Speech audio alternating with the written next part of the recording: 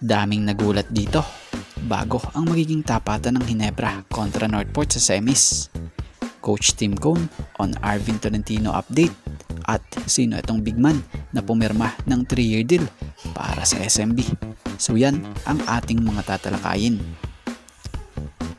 Speaking of big man, the Filipino Tongan big man na si Moala Tautua tuluyan nang pumirma sa SMB ng 3-year contract extension na kung saan ay kinumpirma nito at binahagi sa kanyang Instagram post na muli siyang makakasama ng SMB. So batay sa naging post nito, Reddit po, Tautua for 3 more years. Thank you Boss RSA, Boss Al, Boss Robert, and the Wilson Miguel Beerman Corporation. So malinaw na kaisa pa rin si Mo Tautua sa team ng SMB na siyang muling pinagtiwalaan gaya rin ng isang SMB player na nabigyan din ng contract extension nung nakaraan na si Jericho Cruz na kung saan nakakuha naman ito ng 2-year contract extension. So si Moala Tautua nga hindi man siya ang main center ng team pero tanggap niya kung ano yung role niya rito sa SMB. Siya nga nag-average this 49 PBA Commissioner's Cup ng 6.09 points per game, 2.55 rebounds per game, and 1.00 assists per game. So yung laro naman niya hindi lang makikita sa stat sheet kundi sa kanyang presensya pag ito'y ginamit na.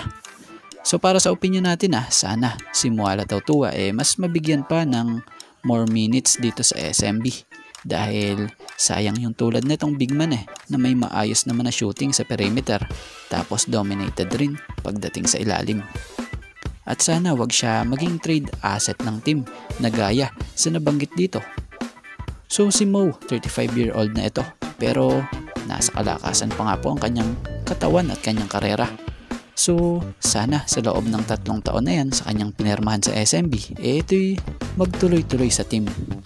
So sa mga hindi nakakaalam si Mo Tautua nga dumating sa SMB taong 2019 na kung saan nakuha ito noon ng SMB via trade sa Northport kapalit ni C-Stand na kung saan success naman ang kanyang pagdating sa nasabing team dahil sa ito'y nakabingwit na dito ng 2 PBA Championship taong 2022 and 2024 kasama ng SMB.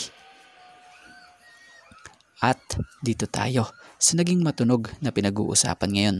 Aminado ang nasabing Ginebra head coach na pinagsisisihan nito na nasama itong si Arvin sa trade patungo sa Northport. Sa mga hindi nakakaalam si Arvin Tolentino nga ay drafted by Barangay Ginebra taong 2019 bilang 10th overall pick. Kaya lang nawala siya sa Ginebra dahil nasama nga ito sa trade kapalit nitong si Jamie Malonzo. So batay sa latest report dito kay Coach Tim, batay sa nasabi nito, credit po, Arvin is my boy. When he was traded, I told him that this is going to be an opportunity for him to really go out and spread his wings. When we had him, he has our local Justin. I expected him to be and play like Justin. I certainly regret trading him, but I think it was the best thing happened for him in his career to move to Northport. Now, he established himself. Kudos to him. I'm really proud of him of what he has been able to achieve. So yun pala, ganito pala talaga kagusto ni Coach Tim at ganito talaga siya ka-proud dito kay Arvin. Biruin mo noon pa lang pala para kay Coach Tim Cone, itong si Arvin Tolentino na ang kanyang local Justin Brownlee.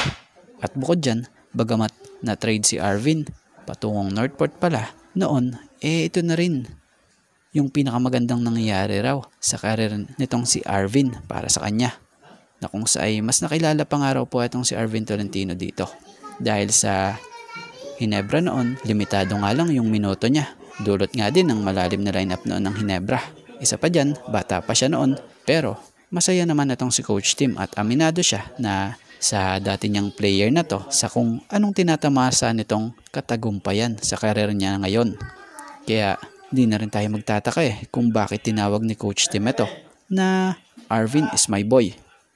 So ngayon nga si Arvin Tolentino siyang makakaharap na sa semis ang dati niyang team na nag-drop sa kanya na Barangay Ginebra. So for sure, maraming fans ang mag-aabang dyan.